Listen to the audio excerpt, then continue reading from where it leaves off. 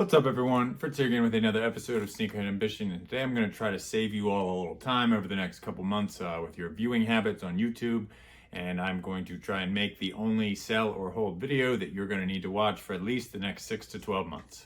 So for a large portion of the time that I've been reselling, and I started in about 2018, there were a lot of sell or hold videos out there. Now, I have mentioned this before, but you guys have to remember, right, from about 2008 to recently, right, we were pretty much in the largest bull run in the history of America. That is a very long time. Recessions usually happen every 5 to 10 years, usually about 7. So things were going well, right? And when things were going well, these sell or hold videos had a lot of validity, right? People were, just discussing whether or not that they should hold pairs in the anticipation that they would go up a solid amount and improve the return on their investment over, again, a couple month period. Now, a lot of those videos were very legitimate because during said bull market, there were a lot of pairs where, if you got a bunch of them, you could hold them for 2 to 6 months and, like I said, see a pretty solid increase in your rate of return on your investment. So there was just a lot of talks about whether or not a pair would be a good one to hold. There were some times when I didn't think they would be a good hold, and they were. There were other times that people thought they were going to do great. They didn't. But regardless of how they did, right, whether or not every pair went up, right, they didn't. But there were plenty of pairs that if you did get and you held them, that was the best move, right? Because again, at that time, we're talking about a hold period of like 2, 3, 6 months. Obviously, you could hold them longer and things would go up. But during that bull market, right, that was a legitimate discussion. There were a lot of videos put out, and again, a lot of speculation on whether or not pairs would go up, whether they would be worth it. And again, that was a good thing, right? Because that really was a very strong possibility for a lot of pairs, and you want to make the most money you can. And if you're going to hold for 2, 3, 6 months, that's not that long, and you're not tying up your money for, years on end. Now, there were still people at the time that would advocate that you should, rinse and repeat as quickly as possible, get the pairs in, sell them right away, go for the next release. And like I said, just rinse and repeat. That was still a debate at the time, right? There were people who would say, hold the pairs. There were people who said, rinse and repeat. But again, I think that for a large portion of the time up until recently, that was a really healthy debate, and those videos were valid content. Now, whether or not you were on the side of holding previously, rinse and repeat, whatever your opinion was, I think that one thing is pretty painfully obvious at this point. And that is, this is about the start of summer 2023. This video will be posted about the start of June. I think unless you plan on holding shoes for a year plus, like 12, 24 months, maybe more, I think it's pretty obvious at this point that the move is to rinse and repeat. You want to get the pairs in and you want to sell them quickly. Now, I'm not going to hate on other people's content, right? People are going to make what they're going to make, and a lot of people built channels off of reviews and sell or hold videos. But I think that they're pretty unnecessary at this point. Like, I really don't think at this time there's hardly a single pair that it's smart to hold on to. Again, I'm not saying that sometime in the future shoes won't recover, but again, I've tried to stress this a lot. It's not about the sneaker market right now. It's about the bigger macroeconomic situation. So again, I don't think you really need to watch any of these videos anymore. I just don't. You can watch them if that's what you enjoy. I'm not saying that these people are making bad content, but I just don't think that any of those videos need to be watched. I think when you look at the market and you look at recent releases, your best bet is to sell the shoes quickly just based on the prices. Again, it's not that the prices won't creep up a little bit, but you're not getting the same possibility of a large jump right after a drop. I think that's pretty obvious with some of the 4s, some of the dunks lately, right? Prices are just down.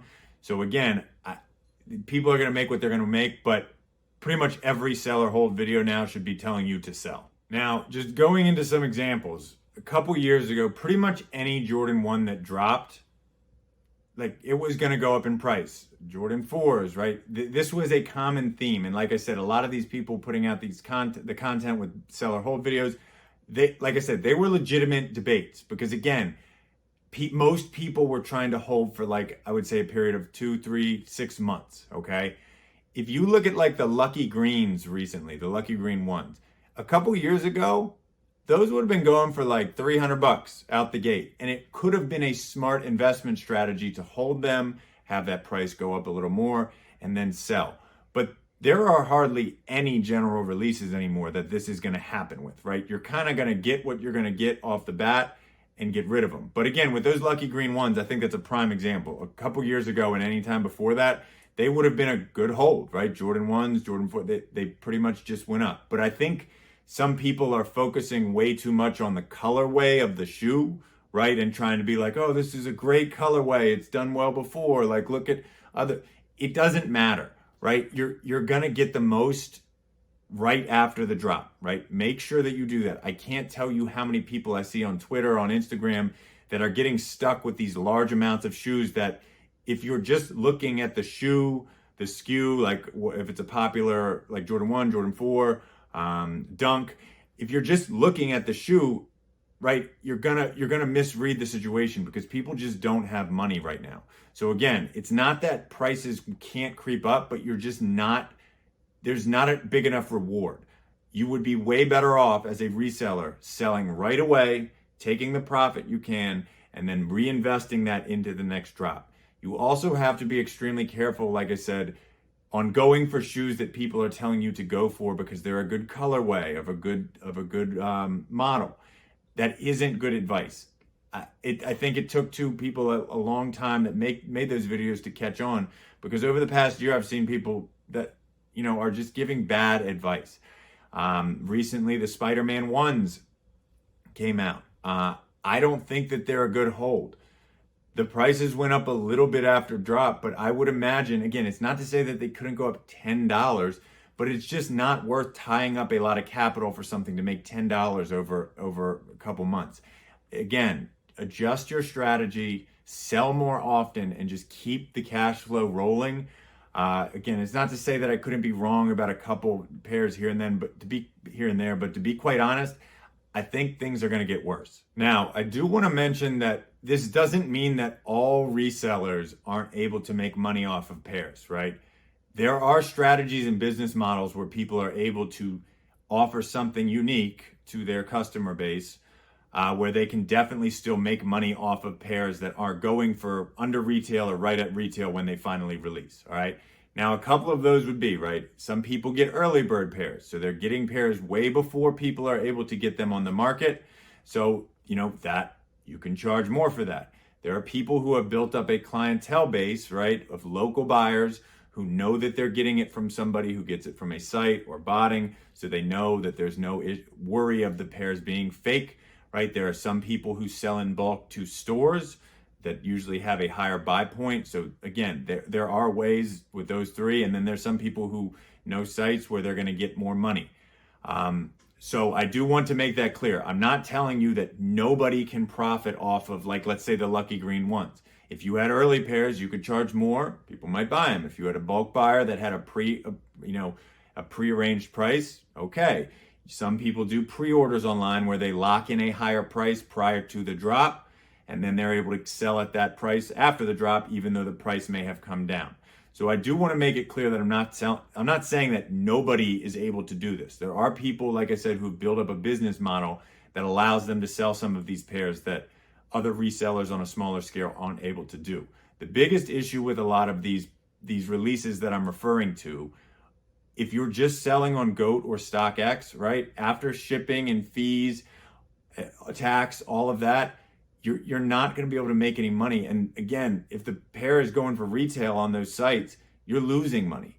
So again, just be smart. I would really, really be careful with what you're buying and how heavy you're going into pairs that typically would do well, because we're not in the typical environment. So just know that, right? There are plenty of people who are still making a killing with their business model, but you can't see somebody that, is selling pre-order prices to their customers and you'd be like, okay, I'm going to get a bunch of this shoe because this person is moving them. It doesn't work that way. You need to be aware of your situation. And like I said, we're just not in a place right now where it's smart to hold these pairs, let alone even buy some of them for resale.